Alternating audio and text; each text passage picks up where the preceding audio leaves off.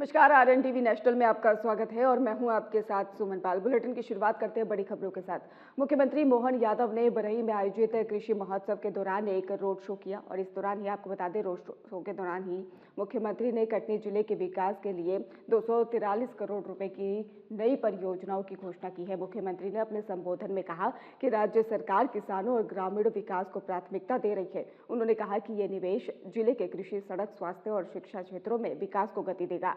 कार्यक्रम में जिले के अधिकारी, किसान और स्थानीय जनता मौजूद रहे। मुख्यमंत्री ने किसानों को आधुनिक कृषि तकनीकों और सरकारी योजनाओं के लाभों से अवगत कराया। इस मौके पर ही कृषि महोत्सव के अंतर्गत कई परियोजनाओं और प्रतियोगिताओं का भी परीक्षण सत्रों का भी आयोजन किया गया है, जिससे कि किसानों को नई तकनीकों और विद्या के बारे में जानकारी मिली।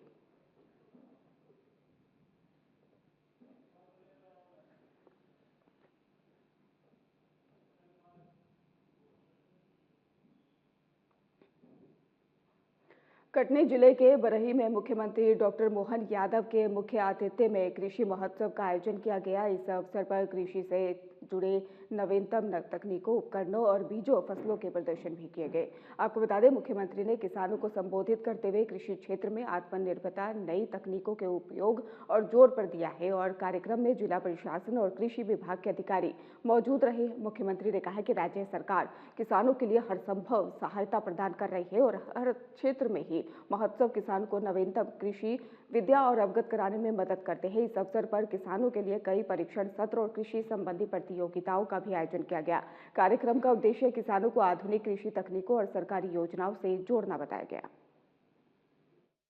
पांडे जी, आपकी तरफ भी जोरदार ताली बजाएं प्रधान जी के लिए। माननीय विधायक धीरेन्द्र बहादुर सिंह जी, आपका भी स्वागत, अभिनंदन। और हमारे मैहर के विधायक भी हैं, जोरदार अभिनंदन मैहर के विधायक के लिए भी। वैसे समय कम पड़ जाएगा। हमारे जिलाध्यक्ष दीपक जी, श्रीमती सुनीता जी, मनीष पाठक जी, पीयूष अग्रवाल जी, राजेश्वर हरीश दुबे जी, श्रीमती राजेश्वरी हरीश दुबे जी, इस अवसर पर श्रीमती पलक जी, और सबसे बड़ा ये आपका आशीर्वाद, दोनों हाथ जोड़ के आप सब भाई बहनों को प्रणाम करता हूं, अभिनंदन कर देता हूं। सच में आज तो ऐसा लग रहा कि बिल्कुल कौन सी दुनिया में पहुंच गए। कितना आनंद आ रहा है और उत्साह, ऐसा लग रहा कि आसमान फाड़ के निकलेगा। जोरदार ताली बजा करके पूरे आयोजन का आनंद मनाए। क्या जुलूस निकला है, क्या रोड शो हुआ है। छत पे, खिड़की पे, दुकान पे, सड़क पे, होटले पे, जहां तक देखो वहां तक हजारों की संख्या में हर एक कोई पलक पावड़े बिछा करके स्वागत करने को आतुर था। 1000 करोड़ की सौगात को लेकर सच में आपको मैं बधाई देता हूं और आपको धन्यवाद करता हूं। भगवान विजयनाथ का मंदिर, वास्तव में तो बाबा महाकाल की नगरी से आता हूं। सच में क्या देवता है, ऐसा लग रहा साक्षात महाकाल यहां आ गए हैं। बोले महाकाल महाराज की, विजयनाथ महाराज की। और गांव गांव से जो गाय पाले वो गोपाल, और जो कृष्ण भगवान का पूजा आनंद करे वो गोपाल कृष्ण। बोले गोपाल कृष्ण भगवान की। कितना आनंद आ रहा आपको देख करके। सच में किसान सम्मेलन, इतनी प्रकार की प्रदर्शनी, अलग अलग क्षेत्र के अलग अलग प्रकार के उन्नत किसान, और किसान को खेती में भी उन्नत तरीके से खेती कराने के लिए, खेती लाभ का धंधा बने, तो मां शारदा भवानी का ये पूरा क्षेत्र, बोलिए शारदा मैया की। कली लाडली बहनों का हमने आशीर्वाद लिया है। जोरदार अभिनंदन लाडली बहनों के लिए भी।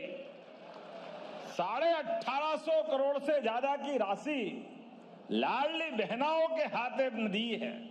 अभी नवरात्रि आने वाली है 4 दिन बाद, लेकिन लाडली बहनों की आंखों की चमक और अंदर का भाव आशीर्वाद से मेरे को सराबोर कर रहा है। आप सबको प्रणाम कर रहा हूं, पूरे प्रदेश की बहनों को।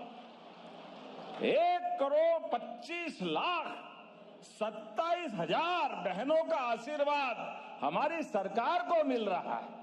ये बहनों का आशीर्वाद, कांग्रेसियों सुन लो कान खोलकर, तुमने तो कोड़ी फूटी नहीं दी है आज तक।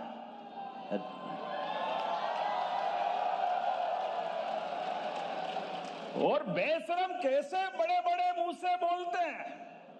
खाड़ी के युद्ध में राहुल गांधी, शर्म आना चाहिए, डूब मरना चाहिए।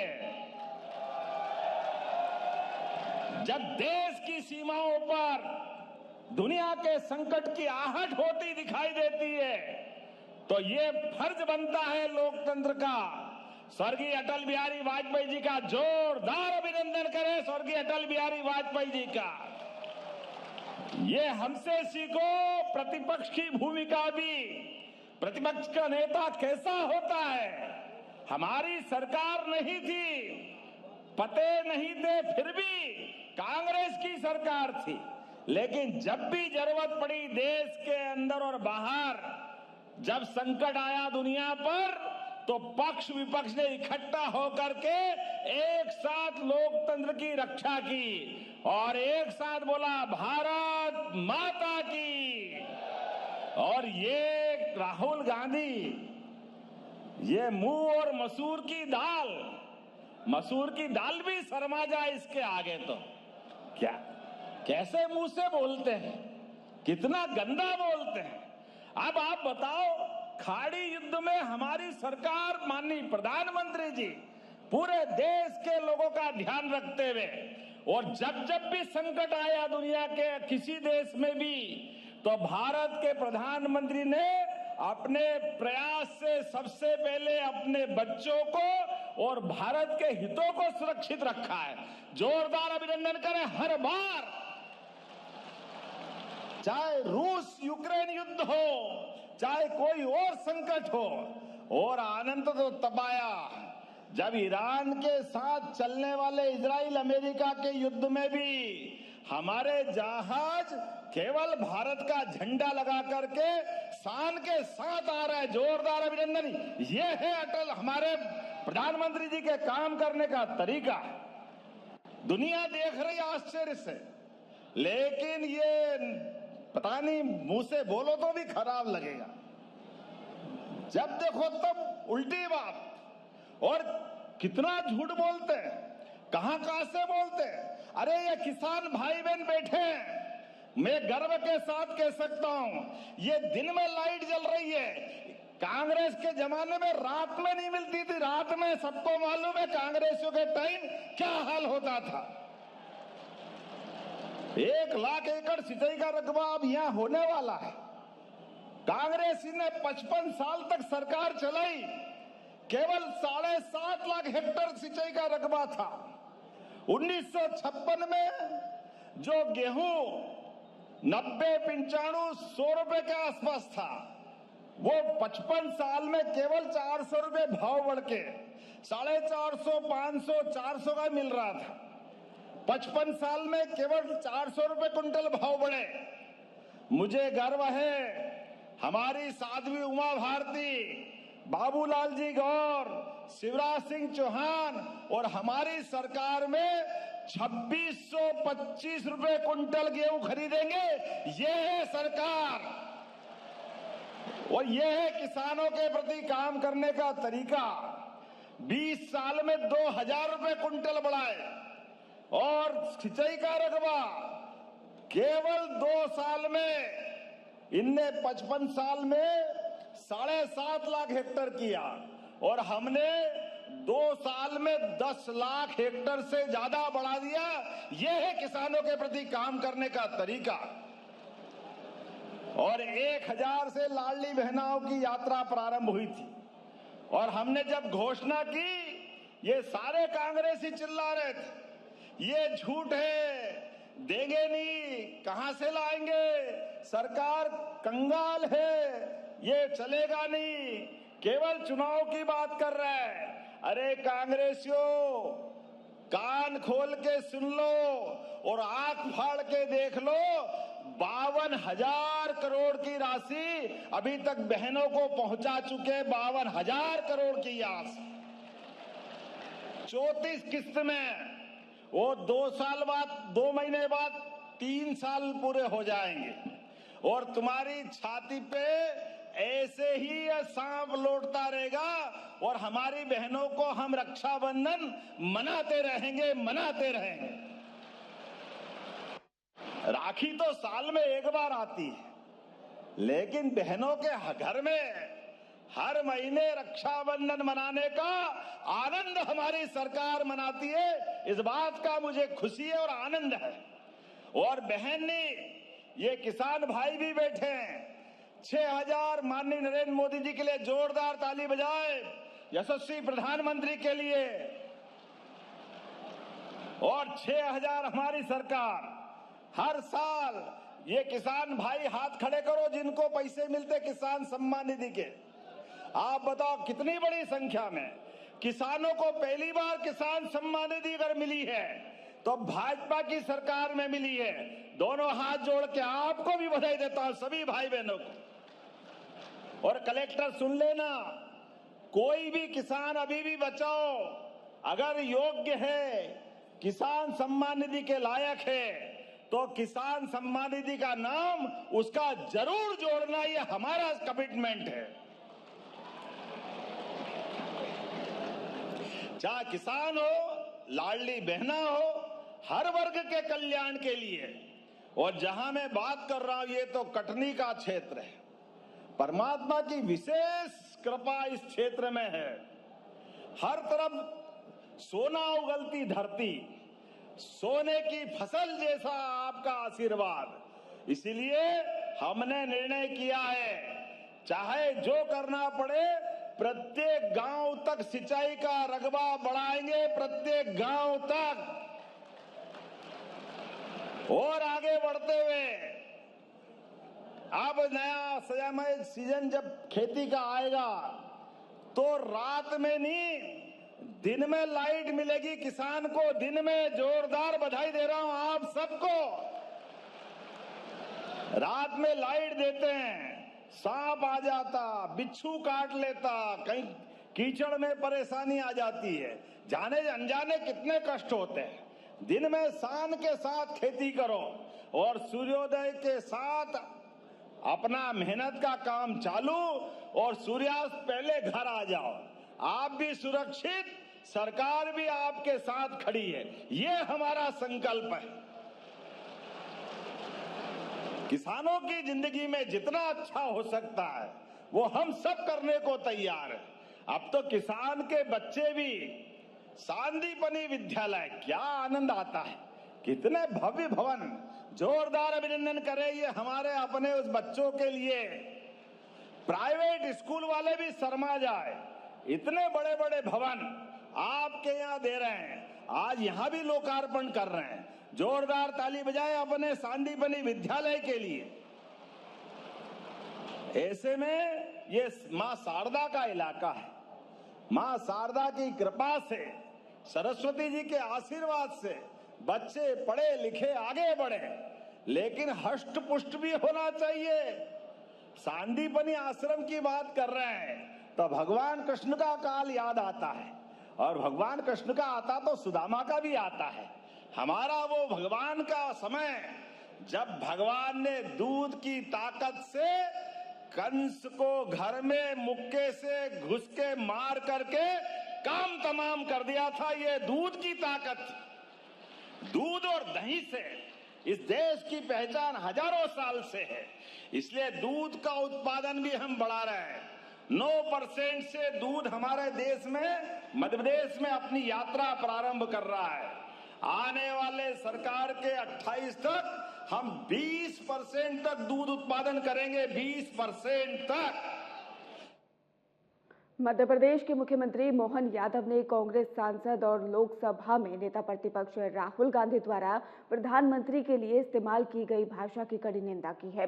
मुख्यमंत्री ने कहा कि देश इस समय एक वैश्विक संकट से जूझ रहा है और प्रधानमंत्री नरेंद्र मोदी और भारत सरकार ने गैस सिलेंडरों के प्रबंधन में उत्कृष्टता दिखाया है।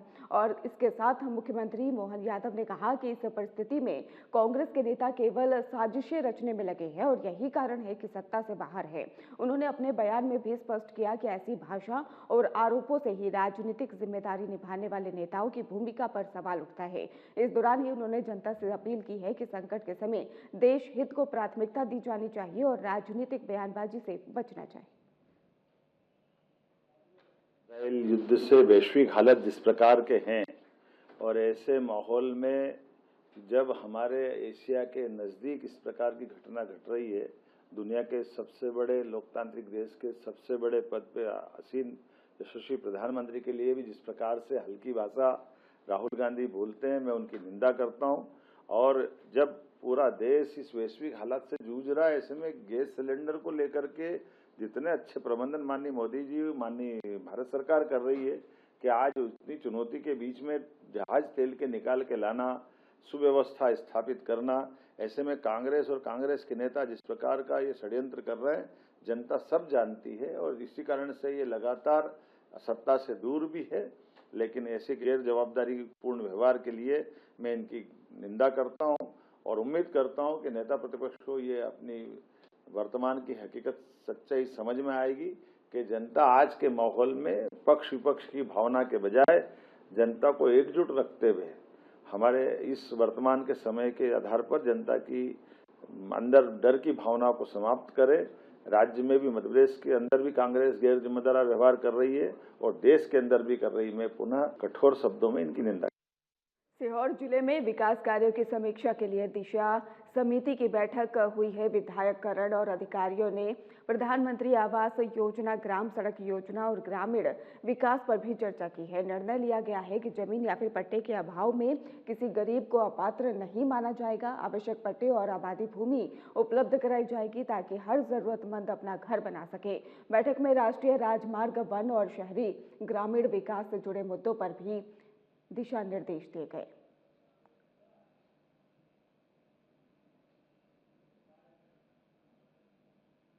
माननीय विधायकों के साथ और जिले के सभी जनप्रतिनिधि, जिनमें जनपद अध्यक्ष, जिला पंचायत, नगर पंचायत, सबके निर्वाचित अध्यक्ष और जनप्रतिनिधि साथ थे। उनके साथ जिले के विकास कार्यों और योजनाओं के क्रियान्वयन पर हमने दिशा की बैठक संपन्न की है। आज कुछ विभागों की समीक्षा हम लोगों ने की है। विशेषकर गर्मी अभी आ रही है और इस बार गर्मी भयानक पड़ने का अंदेशा है।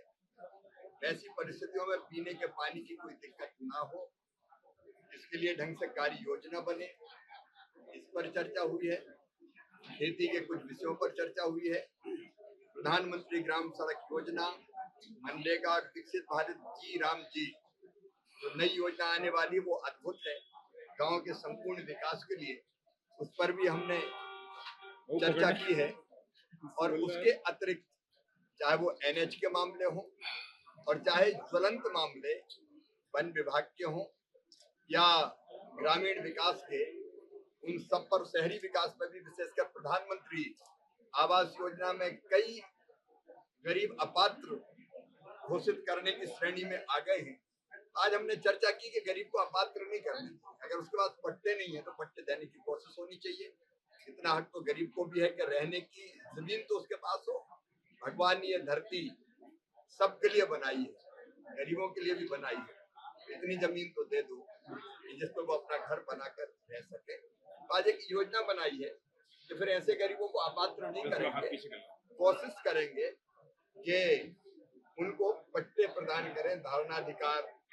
इसके अतिरिक्त आबादी की जमीन है तो वो आबादी की जमीन अगर वो नहीं है जिसको वो रह रहे हैं तो फिर डाइवर्ट करके भी आबादी में मत परिवर्तित करके भी जमीन देने की कोशिश होनी चाहिए। गांव में भी जो अपात्र थे कई, प्रधानमंत्री आवास योजना के हितग्राही, उनको भी अभी तय किया कि अपात्र नहीं करेंगे, एक बार फिर से जांच करेंगे। जिनके पास पक्का मकान हो बात अलग, लेकिन अगर पट्टा नहीं, जमीन नहीं या और कोई दिक्कत है उसके कारण वो अपात्र ना हो। ऐसे कई लोक हित के मुद्दों पर यहाँ व्यापक चर्चा हुई है, योजनाओं की समीक्षा भी की है और बैठक अच्छी रही। केंद्रीय मंत्री ज्योतिरादित्य सिंधिया ने उमरी गांव में समृद्धि केंद्र का उद्घाटन किया। इस अवसर पर उन्होंने कहा कि समृद्धि केंद्र ग्रामीणों को रोजगार और कौशल विकास के अवसर प्रदान करेगा। इसके बाद केंद्रीय मंत्री ने 10 नई सड़कों का भी उद्घाटन किया, जो कि क्षेत्र में संपर्क और विकास में अहम भूमिका निभाएंगी। उन्होंने कहा कि ये प्रयास ग्रामीण विकास और स्थानीय जीवन स्तर सुधारने की दिशा में महत्वपूर्ण कदम है। कार्यक्रम में स्थानीय अधिकारी, जनप्रतिनिधि, ग्रामीण उपस्थित रहे। उन्होंने ग्रामीणों से अपील की है कि वे इन नई सुविधाओं का अधिकतम लाभ उठाएं, क्षेत्रीय विकास में सक्रिय योगदान दें।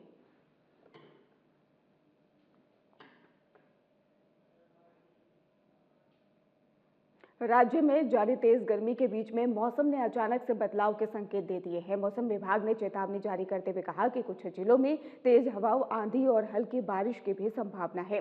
मौसम विभाग ने नागरिकों से आग्रह किया है कि वे बिजली गिरने और धूल भरी हवाओं से बचाव के लिए सतर्क रहें। अधिकारियों ने विशेष रूप से बाल बुजुर्ग और बीमार लोगों को स्वास्थ्य संबंधी सावधानियों का पालन करने की सलाह दी है। मौसम विभाग ने कहा है कि अगले 24 घंटों में मौसम में उतार चढ़ाव की संभावना बनी रहेगी, इसलिए जनता को सतर्क रहना आवश्यक है।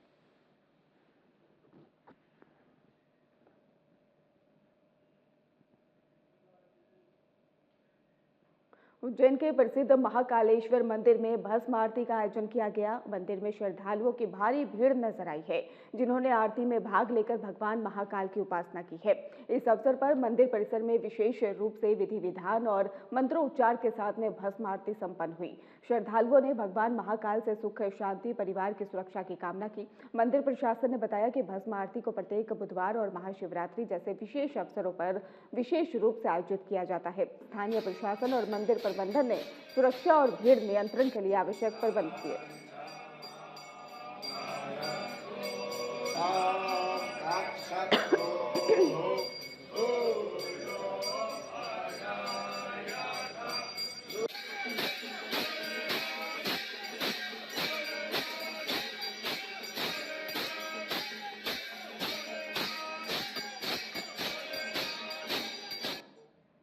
फिलहाल खास बुलेटिन में बस इतना ही। आप देखते रहिए RNTV नेशनल।